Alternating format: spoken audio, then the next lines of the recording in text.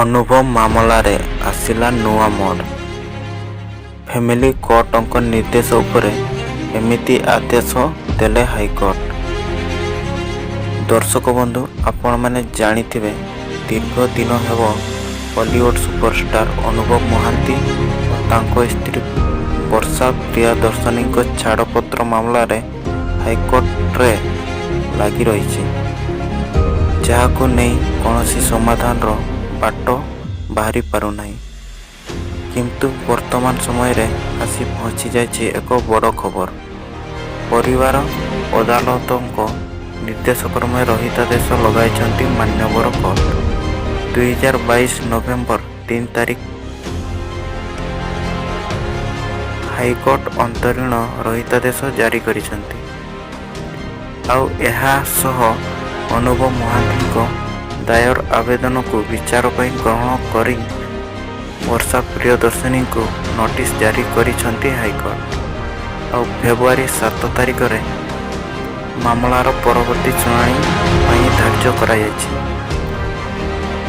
ହଁ ଦର୍ଶକ ବନ୍ଧୁ, ଜଷ୍ଟିସ୍ କେ.ଆର୍. ମହାପାତ୍ରଙ୍କ ନେଇ ଗଠିତ ଖଣ୍ଡପୀଠ ଅନୁଭବଙ୍କ ଆବେଦନର ଶୁଣାଣି କରି ଅନୁଭବଙ୍କ ଆବେଦନକୁ ଗ୍ରହଣ କରାଯାଇଥିବା ବେଳେ ବର୍ଷାଙ୍କ ନୋଟିସ୍ କରାଯାଇଛି।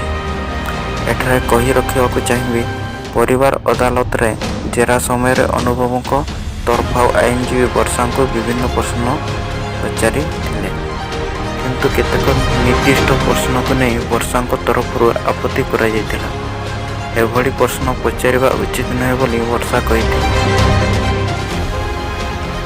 ଆଉ ଏଭଳି ପ୍ରଶ୍ନ ପଚରା ଯାଇପାରିବ ନାହିଁ ବୋଲି ବର୍ଷାଙ୍କ ତରଫରୁ କୁହାଯାଇଥିଲା। ଅନ୍ୟପକ୍ଷେ ମାମଲାର ଉପଯୁକ୍ତ ବିଚାର ପାଇଁ ଏସବୁ ପ୍ରଶ୍ନ ଗୁରୁତ୍ୱପୂର୍ଣ୍ଣ ବୋଲି ଅନୁଭବଙ୍କ ତରଫରୁ ଆଇନଜୀବୀ ପରିବାର ଅଦାଲତରେ ଦର୍ଶାଇଥିଲେ।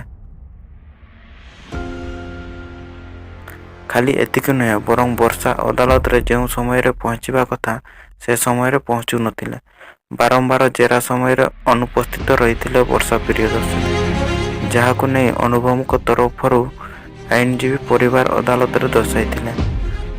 ଆଉ ସବୁଠାରୁ ବଡ଼ କଥା ହେଉଛି, ବର୍ଷା ଯେବେ ଇଂରାଜୀ ଅନର୍ଗଳ କହୁଛନ୍ତି, ବର୍ଷା କହୁଥିଲେ ସେ ଇଂରାଜୀ ବୁଝିପାରନ୍ତି ନାହିଁ।